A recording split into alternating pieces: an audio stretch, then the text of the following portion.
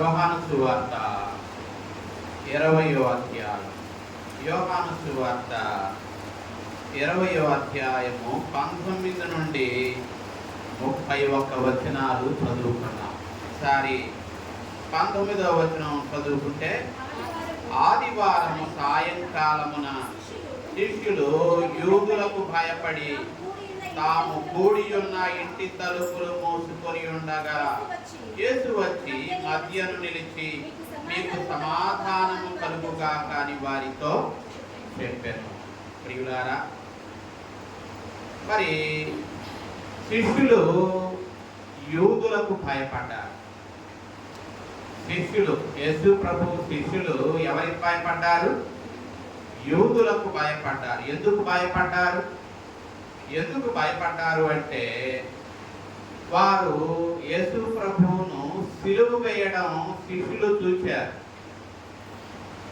ఆయనను ఎంతగా వారు చిత్రవద చేశారు, ఎంతగా ఆయనను భయంకరంగా చంపారో దానిని కన్నులారా ఏం చేశారు? శిష్యులు చూశారు. ఆ ఘోరమైన మరణాన్ని చూసినటువంటి శిష్యులకు ఏం కలిగింది? ఆ ఘోరమైన తలిపేయండి. ఆ ఘోరమైన మరణాన్ని చూసినటువంటి శిష్యులకు ఏం కలిగింది? భయం కలిగింది. భయం. మరి ఈ మధ్య పెహల్కా దగ్గర తీవ్రవాదులు 28 మందిని ఏం చేశారు? కాల్చివేసేశారు. అక్కడ ప్రత్యక్షంగా చూసినటువంటి వారికి భయం వచ్చేసి వణికిపోయారు. అది అనుకోకుండా జరిగినటువంటి సంఘటన. మరి తీవ్రవాదులు బహు భయానకంగా వారిని కాల్చివేరు, చంపారు. మరి దానిని కనులారా చూసినటువంటి అక్కడ ఉన్నటువంటి కొంతమంది భయపడిపోయారు.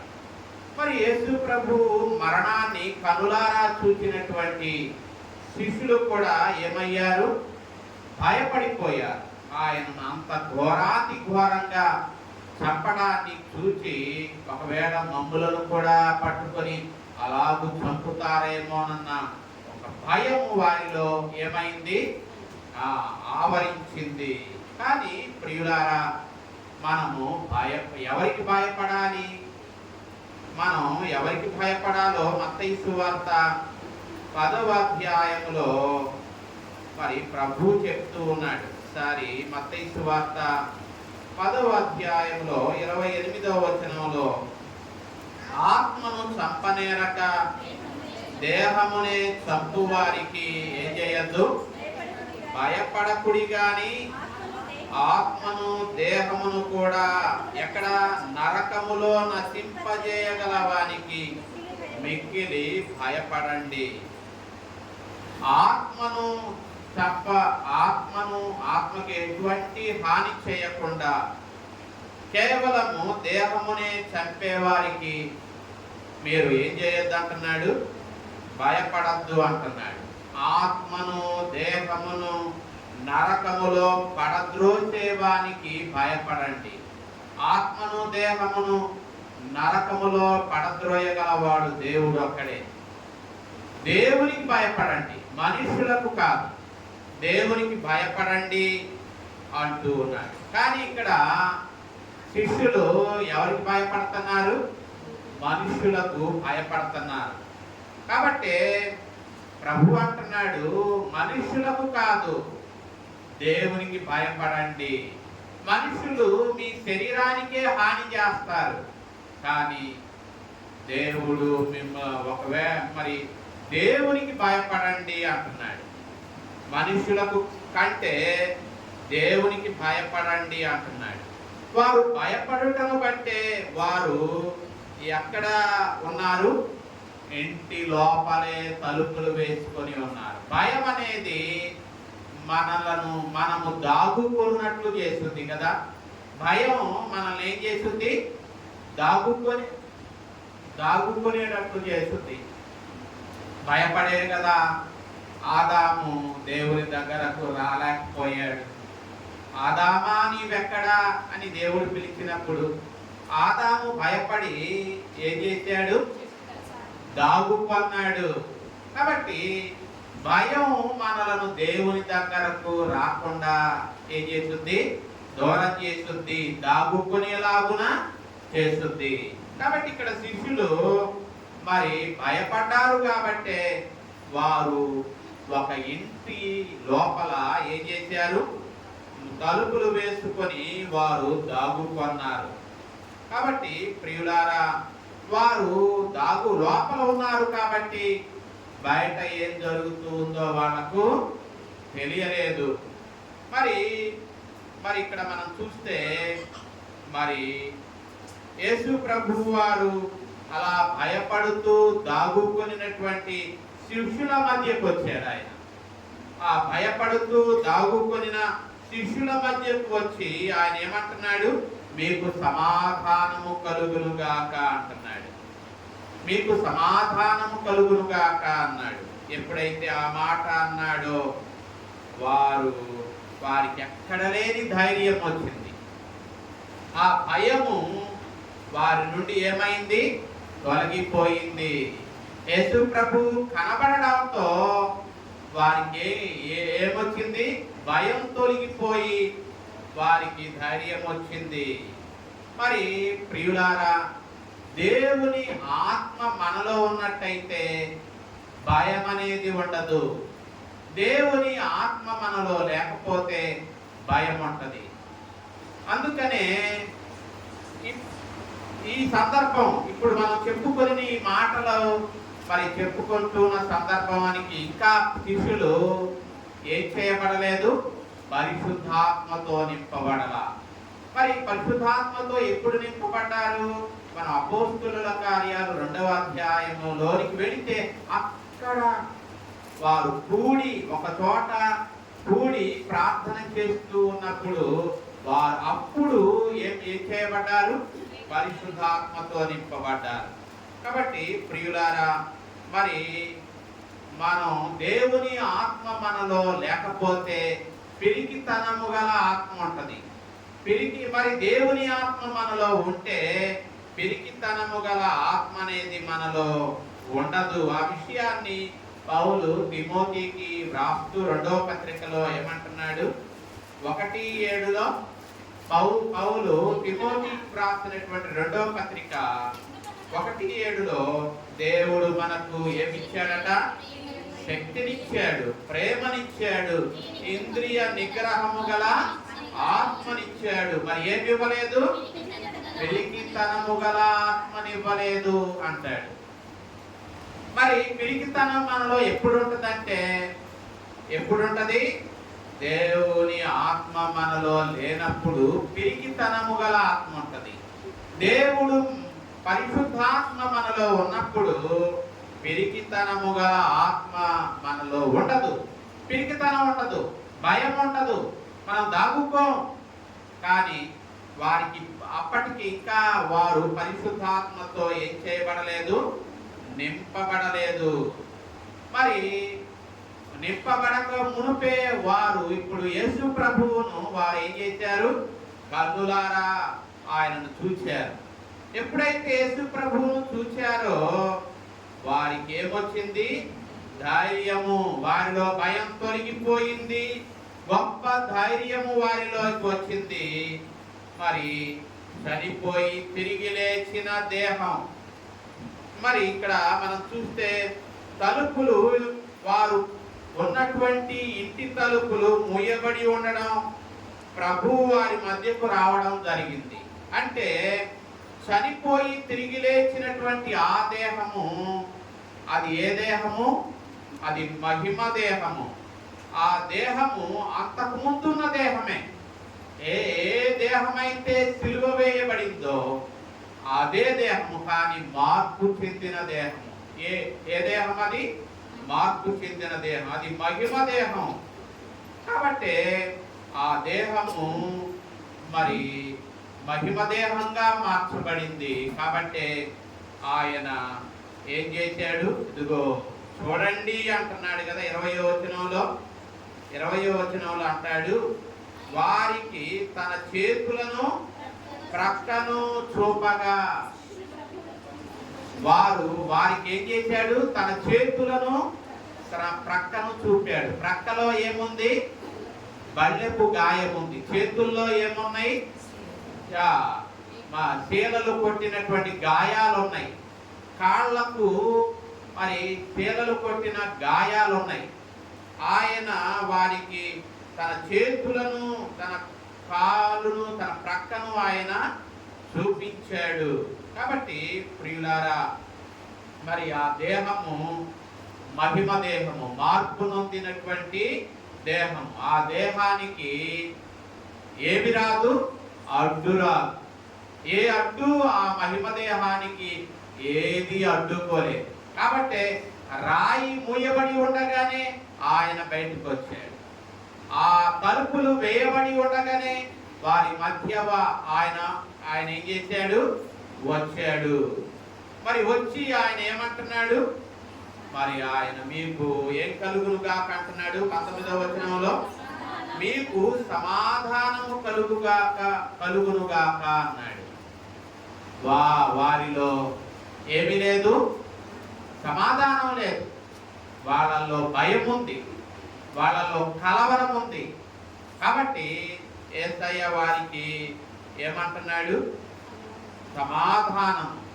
యేసయ్య ఈ లోకానికి వచ్చింది ఆయన సమాధానాన్ని ఇవ్వడానికి. ఒక మనుషుడికి సమాధానము ప్రభు వలననే కలుగుద్ది. మరి దేని వలన సమాధానం కలగదు? ఒక వ్యక్తి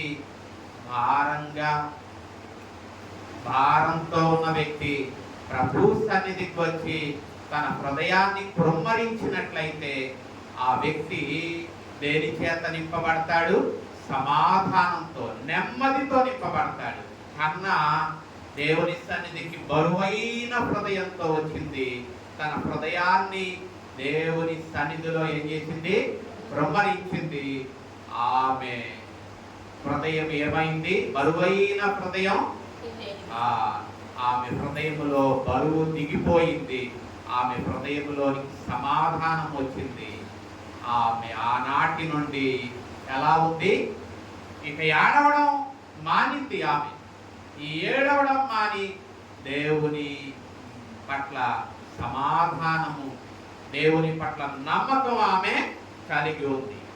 ప్రభు ఈ లోకానికి రావడంలో ఉద్దేశము సమాధానము లేని మనుషులకు ఏమివ్వడానికి? సమాధానం ఇవ్వడానికి. అందుకనే యేసు ప్రభువు పుట్టినప్పుడు లూకాసు సువార్త 2:14లో మరి దేవదూతలు పాడుతూ ఉన్నారు. ఏమని పాడుతూ ఉన్నారు? సర్వోన్నతమైన స్థలములలో దేవునికి మహిమయు, ఆయనకి ఇష్టలైన మనుషులకు భూమి మీద ఏకట సమాధానము.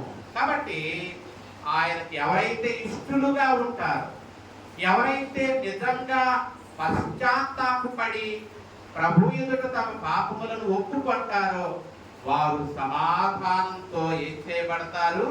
నింపబడతారు. అందుకని యోహాను సువార్త 14:27లో కూడా ఒకసారి యోహాను సువార్త 14:27లో ప్రభు అంటున్నాడు, శాంతిని మీకు అనుగ్రహించుతున్నాను అంటున్నాడు. శాంతికి ఫుట్నోట్స్ లో ఏముంది? సమాధానం. శాంతి మీకు అనుగ్రహించి వెళుతున్నాను, నా శాంతిని లేక నా సమాధానాన్నే మీకు అనుగ్రహించుతున్నాను అన్నాడు. కాబట్టి ప్రియులారా, ఇక్కడ యేసయ్య సమాధానాన్ని ఇవ్వడానికి లోకానికి వచ్చాడు. శిష్యులలో ఏమి లేదు? సమాధానం లేదు. కాబట్టి యేసయ్య భయముతో, కలవరముతో దాగుకున్నటువంటి శిష్యులకు ఏది అవసరమో అది ఆయన ఇస్తున్నాడు. 19వ వచనంలో మీకు సమాధానము కలుగుగాక అన్నాడు. ఆ తరువాత 20వ వచనం చూస్తే ఆయన అలాగూ చెప్పి మీకు సమాధానము కలుగుగాక అని చెప్పి వారికి తన చేతులను ప్రక్కను చూపాడు. ఎందుకు ఆయన తన చేతులను తన ప్రక్కను వారికి చూపాడంటే తాను నిజంగా యేసు ప్రభువునని, సిలువ వేయబడిన తాను తన దేహముతోనే సజీవంగా లేచాను అని ఆయన వారికి రుజువు చేసుకుంటున్నాడు. ఏ దేహమైతే సిలువ వేయబడిందో, ఏ దేహమైతే మరి సమాధిలో నుండి లేపబడిందో, ఏ దేహమైతే మరి మేకులు దిగగొట్టబడినయో, ఏ దేహమునకైతే బళ్ళెపు గాయము గొడవబడిందో ఆ దేహమే ఈ దేహము అని ఆయన రుజువు చేసుకుంటున్నాడు. 27వ వచనంలో కూడా ఆయన ఏం చూపించాడు తోమాకి? నీ వ్రేలు ఇటు చాచి నా చేతులు చూడు, నీ చెయ్యి చాచి నా ప్రక్కలో వచ్చు అంటున్నాడు. ఎందుకు ఆయన అంటున్నాడు అంటే ఆయన ఎందువరకు తన గాయాలను, మేకుల గాయాలను, బళ్ళెపు గాయాన్ని ఎందుకు చూపెడుతున్నాడు అంటే నిజంగా తాను యేసు ప్రభువే, సిలువ వేయబడిన తాను దేహముతోనే తాను తిరిగి లేచాను అని వారికి రుజువు చేసుకోవడానికి ఆయన ఇవన్నీ చూపించుకుంటూ ఉన్నాడు. ఒకసారి లూకాసు వార్తలో కూడా 24వ అధ్యాయములో అక్కడ కూడా ఆయన ఏం చేస్తూ ఉన్నాడు? ఇదే పని చేస్తూ ఉన్నాడు. ఒకసారి లూకాసు వార్త 24వ అధ్యాయము 36వ వచనంలో ఆయన వారి మధ్య నిలిచాడు, మీకు సమాధానము కలుగుగాక అన్నాడు. అయితే వారు ఏమయ్యారు? దిగులు పడి భయాక్రాంతులై భూతము అనుకున్నారు ఆయనని, భూతము అని తలంచారు. అప్పుడు మీరెందుకు కలవరపడుతున్నారు? మీ హృదయములలో ఎందుకు సందేహం పుట్టింది? నేనే ఆయనను అనుటకు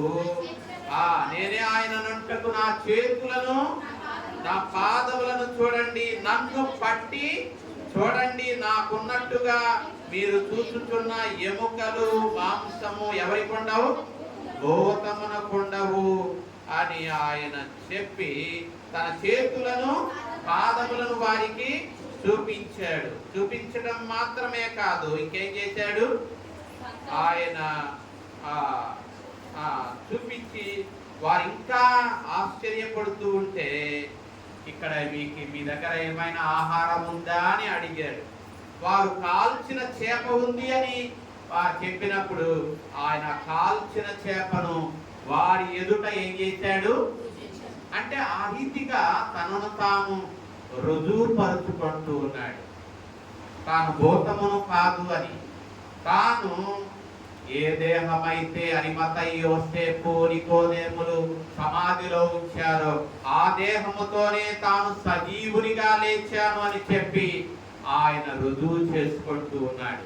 కాబట్టి వారు అప్పుడు ఆయన తన గాయములను చూపిన తర్వాత వారు ఆయనను చూసి ఏం చేశారంటే 20వ వచనంలో శిష్యులు ప్రభువును చూసి 20వ వచనంలో యోహాను సువార్త 20:20లో వాళ్ళు శిష్యులు ప్రభువును చూసి ఇప్పుడు ఏం చేశారు? సంతోషించారు. ఇప్పుడు వారిలో ఏం పోయింది? భయం పోయింది, కలవరం పోయింది, వారిలో దుఃఖం పోయింది. మరి యోహాను సువార్తలో ఆ మాటలు నెరవేరిని. యోహాను సువార్త 16వ అధ్యాయంలో యేసు ప్రభు చెప్పినటువంటి మాటలు వారి జీవితాలలో నెరవేరిని. 16:20లో యేసు ప్రభు వారు ఏం చెప్పాడు? మీరు ఏడుస్తారు, మీరు ఏడ్చి ప్రలాపిస్తారు, కానీ లోకము ఏం చేస్తుంది? నేను చనిపోయినందుకు లోకము సంతోషిస్తుంది. మీరు దుఃఖపడతారు, నేను చనిపోయినందుకు మీరు దుఃఖపడతారు. మీ దుఃఖము రానున్న దినాల్లో ఏమవుద్ది? సంతోషమవుద్ది అని చెప్పి ప్రభు చెప్పినటువంటి మాటలు ఇక్కడ నెరవేరడం మనం చూస్తున్నాం. ప్రభువును శిష్యులు చూచి ఇప్పటిదాకా ఎలా ఉన్నారు? ఏడ్చారు, ప్రలాపించారు, దుఃఖించారు. కానీ ఇప్పుడైతే వారు ప్రభువును చూసి ఏం చేశారు? సంతోషించరే. వారు ప్రభువును చూసి సంతోషించారు. ఆయన మరణంతో వారి యొక్క సంతోషము, వారి యొక్క ఆశలు ఏమైనా అడుగంటిపోయినాయి. ఆయన చనిపోవుటను బట్టి వారి యొక్క సంతోషం గాని, వారు ఆయన పట్ల పెట్టుకున్న ఆశలు గాని అడుగంటిపోయినాయి. కానీ ఇప్పుడైతే వారు ప్రభువును చూసి ఏం చేశారు? సంతోషించారు. వారి ఆశలు చిగురించినాయి. వారి యొక్క దుఃఖము ఏమైంది? సంతోషముగా మార్చబడింది. వారు సజీవుడైన యేసుక్రీస్తును చూచుటను బట్టి వారు సంతోషించారు. అందుకనే పేతురు తన మొదటి పత్రికలో ఏమంటాడు అంటే 1:4 ఒకసారి పేతురు రాసినటువంటి మొదటి పత్రిక 1:4 ఏమంటాడు?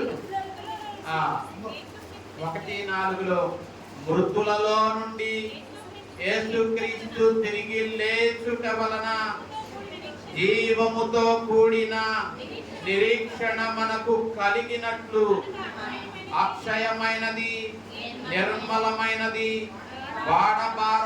వాడబారదయునైన స్వాస్థ్యము మనకు కలిగింది అంటాడు. ఇక్కడ ఆయన మృతులలో నుండి తిరిగి లేచుట వలన జీవముతో కూడిన నిరీక్షణ మనకు కలిగింది. అంటే అక్షయమైనది, నిర్మలమైనది, వాడబారనటువంటి స్వాస్థ్యము మనకు కలిగింది అంటూ ఉన్నాడు పేతురు. కాబట్టి ప్రియులారా, అటువంటి మరి నిరీక్షణ, జీవముతో కూడినటువంటి నిరీక్షణ శిష్యులకు కలిగింది. కాబట్టే వారు ప్రభువును చూసి ఏం చేశారు? సంతోషపడ్డారు. కాబట్టి ప్రియులారా, 22వ వచనం మనం చూస్తే ఆయన ఈ మాటలు చెప్పి ఏం చేశాడు? ఆయన ఈ మాటలు చెప్పి వారి మీద ఆయన ఊదే. 21వ వచనం కూడా మనం చూస్తే ఆయన మరి ఒకసారి అంటున్నాడు కదా. 19వ వచనంలో మీకు సమాధానము కలుగుగాక అన్నాడు. అలాగే 21వ వచనంలో కూడా ఆయన అదే మాట అన్నాడు, మీకు సమాధానము కలుగుగాక అన్నాడు అని ఆయన ఆయన ఏం చేశాడు? తండ్రి నన్ను పంపిన ప్రకారము నేను మిమ్మల్ని ఏం చేస్తున్నాను? పంపుతూ ఉన్నాను. ఆయన పంపబడ్డాడు. యేసయ్యను ఎవరు పంపారు? తండ్రి పంపాడు. ఆయన తండ్రి చేత పంపబడ్డాడు. ఇప్పుడు ఆయన ఎవరిని పంపుతూ ఉన్నాడు? తన శిష్యులను పంపుతూ ఉన్నాడు. తండ్రి తన ప్రతినిధిగా తన కుమారుణ్ణి లోకానికి పంపాడు. ఇప్పుడు ఆ కుమారుడు తన ప్రతినిధులుగా ఆయన తన శిష్యులను ఏం చేస్తున్నాడు? పంపుతూ ఉన్నాడు. వారిని పంపటానికి ముందుగా ఆయన వారికి ఏమిచ్చాడు? పరిశుద్ధాత్మనిచ్చాడు. ఆయన వారికి ఏమిచ్చాడు? ఇంకేమిచ్చాడు? వారికి పాపములు క్షమించే అధికారం ఇచ్చాడు. 22వ వచనంలో పరిశుద్ధాత్మనిచ్చాడు. 23వ వచనంలో అధికారము, పాపములను క్షమించే అధికారం ఇచ్చాడు. కాబట్టి ప్రియులారా, మరి ప్రభువారు ఆయన ఈ 2 అధికారం ఇచ్చి పంపుతూ ఉన్నాడు. ఆయన వారికి తన ఆత్మనిచ్చి పంపుతూ ఉన్నాడు. కాబట్టి ప్రియులారా, మరి పునరుద్ధానుడైనటువంటి ప్రభువు 22వ వచనం మనం చూస్తే అక్కడ మనం ఆయన ఆ మాట చెప్పి వారి మీద ఏం చేశాడు? ఊదాడు. ఆయన ఊదుట అనేది దైవత్వానికి గుర్తుగా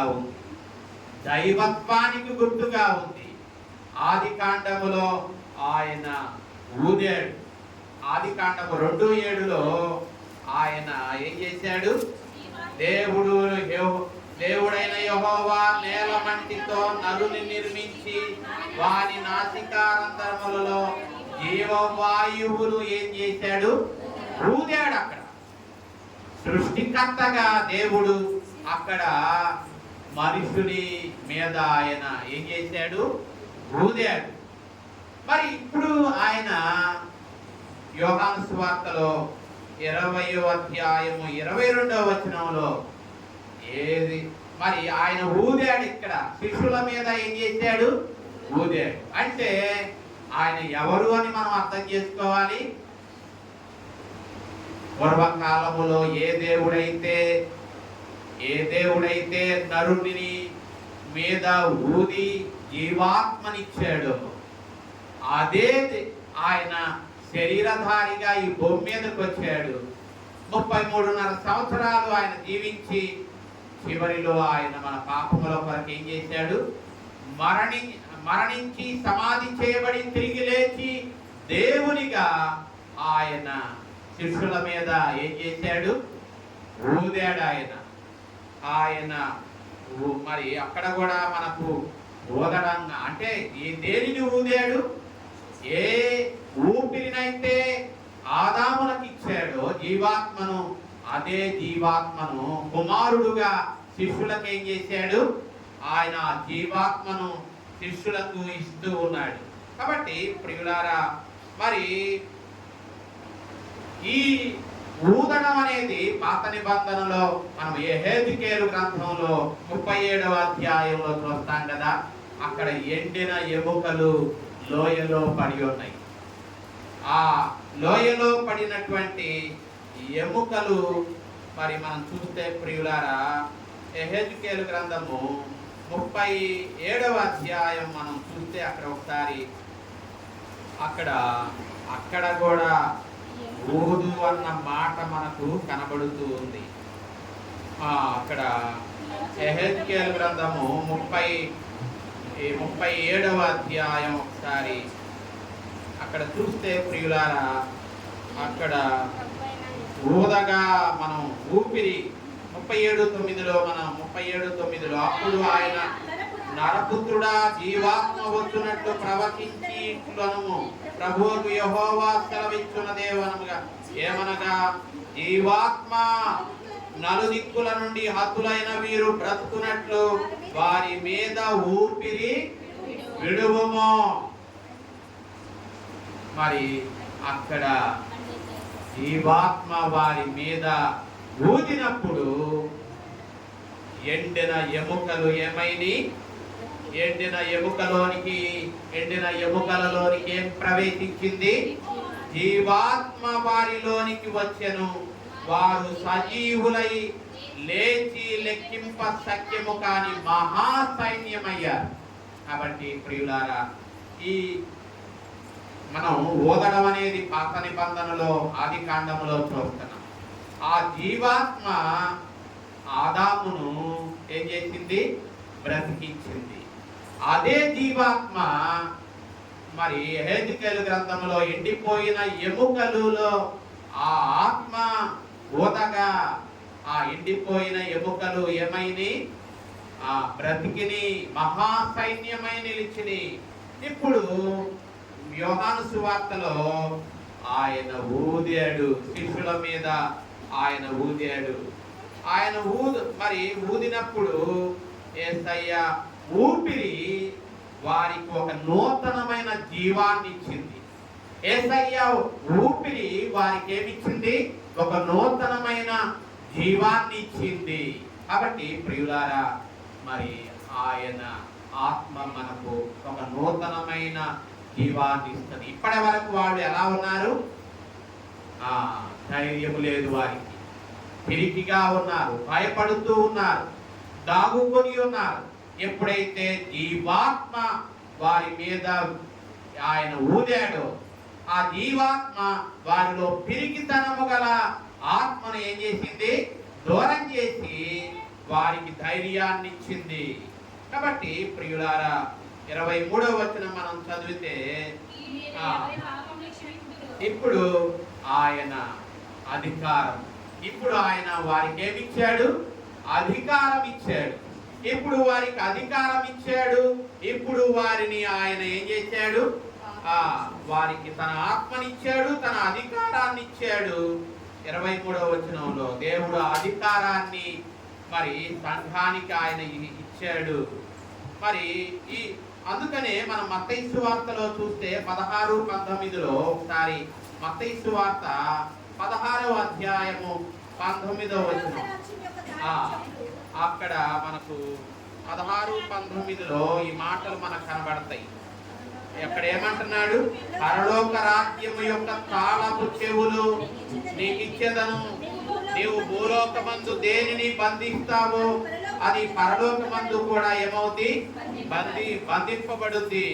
భూలోకమందు దేనిని విప్పుతావో అది పరలోకమందు కూడా ఏం చేయబడుద్ది? విప్పబడుద్ది. కాబట్టి ప్రియులారా, మరి దేవుడు ఆ అధికారాన్ని శిష్యులకు ఇచ్చాడు, అంటే సంఘానికి ఇచ్చాడు, శిష్యులకు ఇచ్చాడు. మరి ఎలాంటి వారిని క్షమించాలో, ఎలాంటి వారిని క్షమించకూడదో నిర్ణయించేది దేవుడే, మనం కాదు. కాబట్టి ప్రియులారా, ఎవరు క్షమింపబడతారు? ఎవరైతే తమ పాపముల విషయమై పశ్చాత్తాపపడి క్రీస్తునందు విశ్వాసం ఉంచుతారో వారిని దేవుడు తప్పకుండా ఏం చేస్తాడు? క్షమిస్తాడు. క్షమాపణ అనేది అది ఉచితముగా ఇచ్చేదే గాని దానికి బెలను చెల్లించవలసినటువంటి అవసరం అనేది లేదు. కాబట్టి దేవుడు మన పాపములను ఆయన ఉచితంగా క్షమిస్తాడు. సుంకరి దేవాలయములోనికి వచ్చి, దేవా, పాపినైన నన్ను క్షమించు అని పశ్చాత్తాపంతో ప్రార్థించినప్పుడు దేవుడు సుంకరి యొక్క పాపములను ఏం చేశాడు? క్షమించి అతనిని నీతిమంతునిగా తీర్చాడు. అంటే అతని పాపములను ప్రభువు ఉచితంగా క్షమించాడు. ఆ సుంకరి ఏమైనా దేవాలయములో దేవునికి ఏదన్నా ఇచ్చాడా? ఇచ్చుటను బట్టి దేవుడు క్షమించాడా? కాదు. మరి పరిసయ్యుడి భావన ఏంటి అంటే, నేను ఉపవాసం ఉన్నాను, నేను దశభాగం ఇస్తున్నాను కాబట్టి నేను క్షమాపణకు అర్హుడను అనుకున్నాడు. కానీ పశ్చాత్తాపం లేదు, దేవుని పట్ల విశ్వాసం లేదు. కాబట్టి ప్రియులారా, దేవుని పట్ల విశ్వాసము, పశ్చాత్తాపము లేకుండా ఒక వ్యక్తి ఎన్నటెన్నటికి ఏం చేయబడడు? క్షమించబడడు. మన దాన ధర్మాలు మన పాపాన్ని ఏం చేయలేవు? క్షమించలేవు. మన పుణ్యకార్యాలు మన పాపాలను క్షమించలేవు. మరి ఏది క్షమాపణనిస్తుందంటే కేవలము మన పాపముల విషయమై పశ్చాత్తాపము, ప్రభువునందు విశ్వాసము మాత్రమే ఒక వ్యక్తి యొక్క పాపములను ఏం చేస్తుంది? క్షమిస్తుంది. కాబట్టి ఇది 23వ వచనంలో మనము నేర్చుకునేటటువంటి సత్యం. ఆ తరువాత మనం 24వ వచనం మనం చూస్తే, మరి యేసు ప్రభువు వారు వారి మధ్య వచ్చినప్పుడు ఎంతమంది శిష్యులు ఉన్నారు? ఎంతమంది? 10 మందే ఉన్నారు. 10 మందే ఉన్నారు. తోమా లేడు. ఇస్కరియోతు యోధా ఎటు ఏమైపోయాడు? తప్పిపోయాడు. తోమా కూడా లేడు. 10 మందే ఉన్నారు. యేసు వచ్చినప్పుడు 12 మందిలో ఒకడైన దిదుమ అనబడిన తోమా అక్కడే ఉన్నాడనుందా? తోమా లేడు, ఇస్కరియోతు యోధా లేడు. ఎంతమంది ఉన్నారు? 10 మందే ఉన్నారు. మరి ఆ 10 మంది ప్రభువును చూశారు కదా. చూచి ఇప్పుడు తోమాకు చెప్తున్నారు 25వ వచనంలో, మేము ఎవరిని చూచాం? ప్రభువును చూచాము అని ఎంతమంది చెప్పారు? 10 మంది చెప్పారు. అప్పుడు తోమా ఏం చేశాడు? నేను ఆయన చేతులలో మేకుల గుర్తులను చూసి నా వేలు ఆ మేకుల గుర్తులలో పెట్టి నా చెయ్యి ఆయన ప్రక్కలో ఉంచితేనే గాని నమ్మను అంటున్నాడు. అందుకే తోమాను మనం ఏమన్నాం? డౌట్ అంటే సందేహి అయిన తోమా అన్నా. మరి ప్రియులారా, మరి తోమాకున్న మరి ఒక పేరు విధులో ఇచ్చాను కదా. ఏంటి? దిదుమ అనబడిన తోమా. తోమాకున్న మరి ఒక పేరు దిదుమ. తోమా మనం పెట్టుకున్న పేరు మనం ఏమన్నాం? సందేహి అయిన తోమా. మన ఎవరన్నా అనుమానం ఉందని నువ్వేమో తోమావా అంటాం. అంటే మనం తోమా ఎలా ప్రభువును మేము చూచాము అని 10 మంది చెప్పినా కూడా ఎలాగూ నమ్మలేదు. మరి అలా నమ్మకం లేని వాడిని ఏమంటాం? తోమా అని మనం అంటాం. మనం కూడా తోమాలమే. ఏమంటే మనం కూడా తోమా కంటే మనం గొప్పవారమేమి కాదు కదా. తోమా సందేహించినట్లుగా మనం చాలా సందర్భాలలో ఆయనను సందేహించినటువంటి సందర్భాలు లేకపోలేదు కదా. మరి ప్రియులారా, మరి మిగతా శిష్యులు చెప్పినా కూడా మరి తోమా నమ్మలేదు. మరి మరి మనం చూస్తే 26వ వచనంలో 8 దినాల తరువాత 8 దినాల తరువాత శిష్యులు ఆ లోపల ఉన్నప్పుడు వారితో కూడా ఎవరున్నారు? తోమా కూడా ఉన్నాడు. 8 దినాల తరువాత మరలా ప్రభువు వారి మధ్యకు వచ్చి మరలా అదే మాట అంటున్నాడు. ఏమని?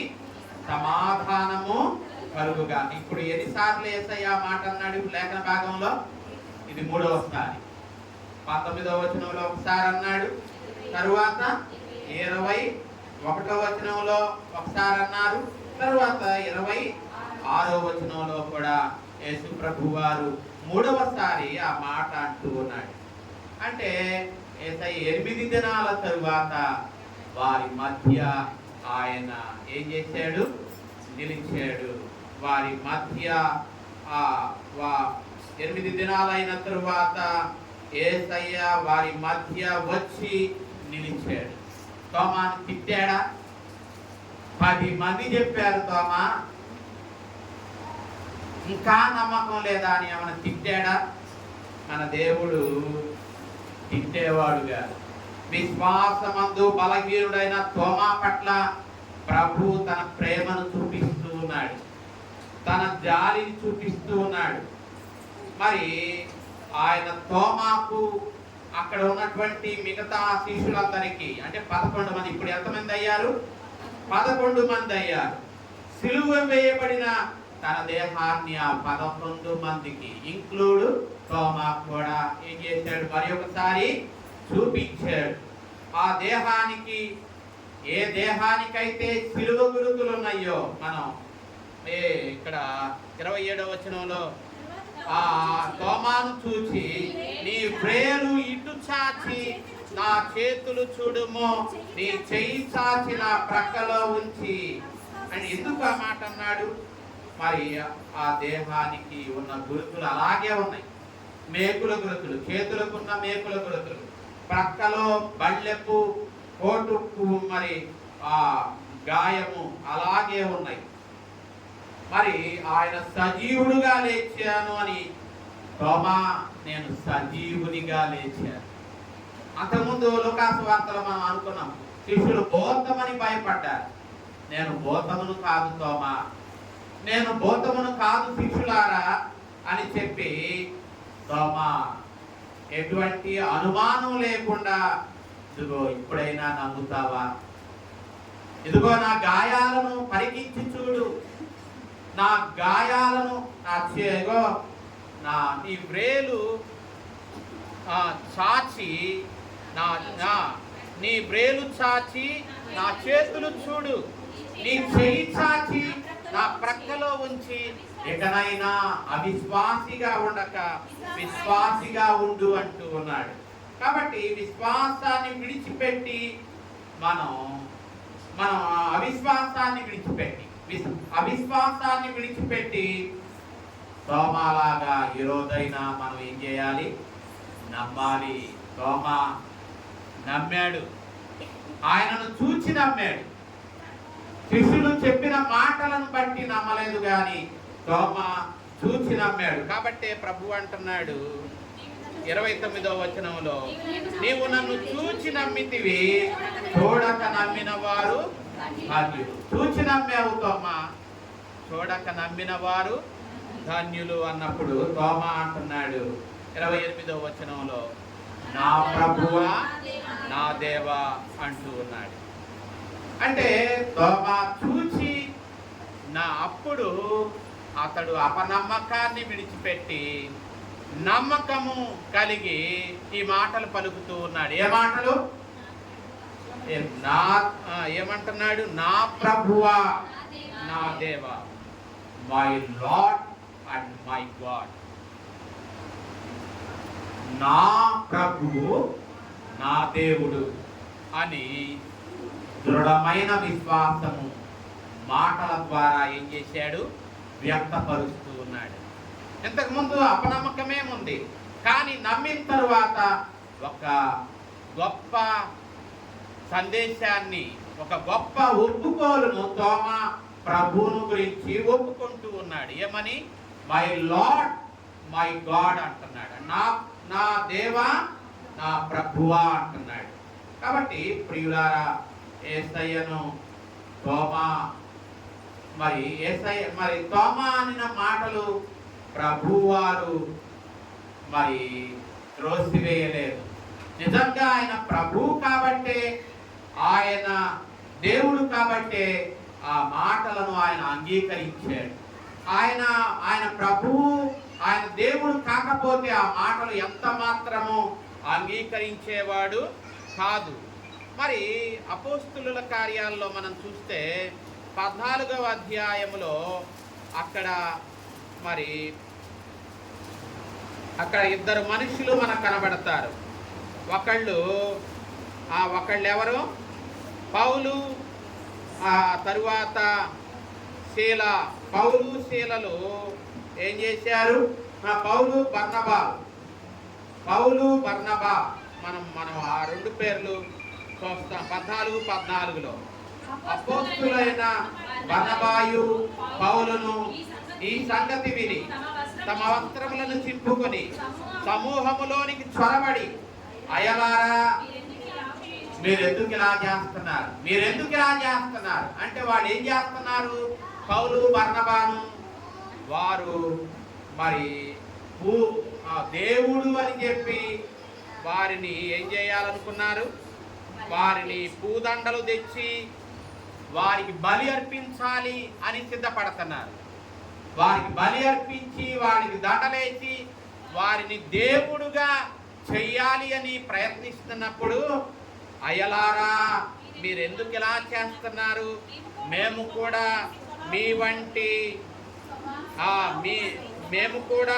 మీ స్వభావము వంటి స్వభావము గల నరులమే, అంటే మనుషులమే అడ్డుకున్నారు వారు.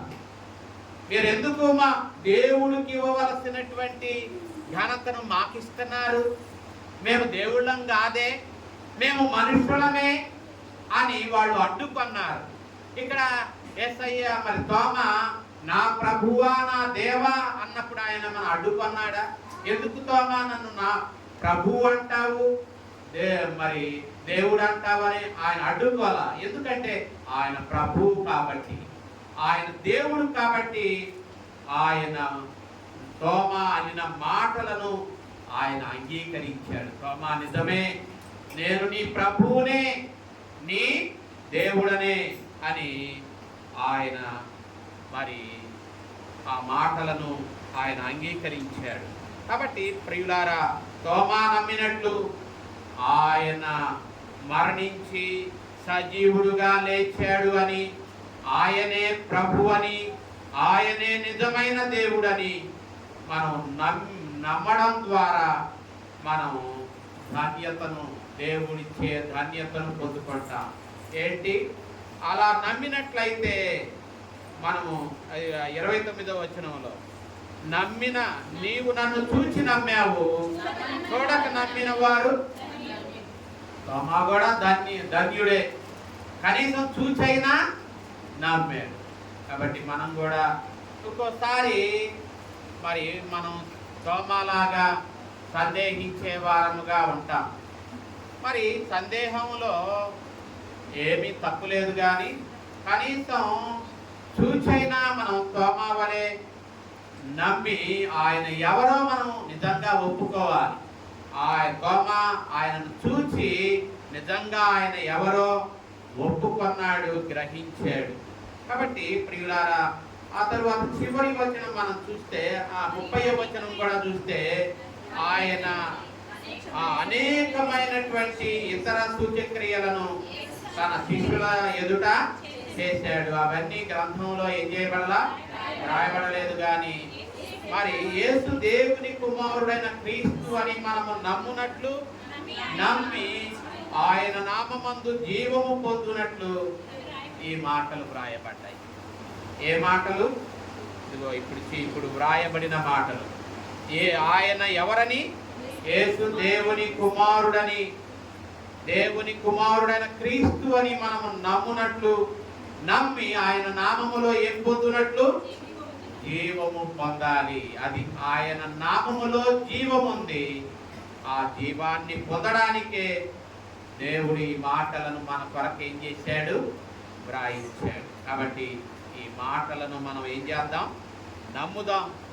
మరి ఆ జీవాన్ని తోమా ఏం చేశాడు?